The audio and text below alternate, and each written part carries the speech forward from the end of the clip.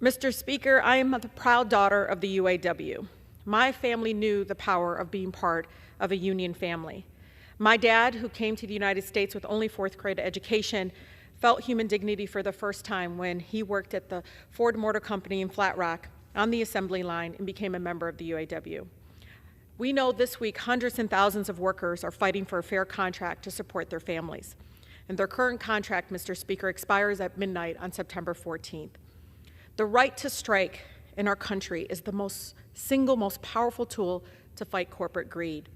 In the first 6 months of this year alone, the big three, Ford, Stellantis, GM, made a combined $20 billion in profits.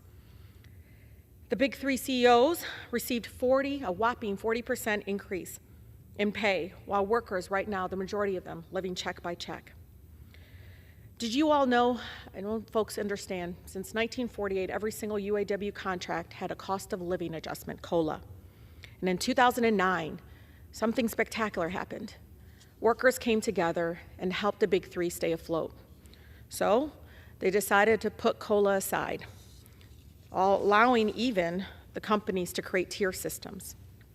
And now in 2023, the contract doesn't have the cost of living adjustment. These are the same workers, Mr. Speaker, that sacrificed so much, and now the big three is refusing to have their back when they are struggling. Two workers doing the same job side by side should not be receiving drastically different wages and benefits due to tiers that were put in place during the Great Recession. Tier systems have no place on an assembly line. These companies should not be able to find loopholes to hire supplemental workers just to get away with paying them, just so they can get away with paying them lower hourly wages and no retirement benefits. Mr. Speaker, my dad in the 1980s vested in health benefits and the benefits just within 90 days. There was no 5, 6, 7, 8, and I even met a young girl who said it took her dad 10 years to get on top of that tier.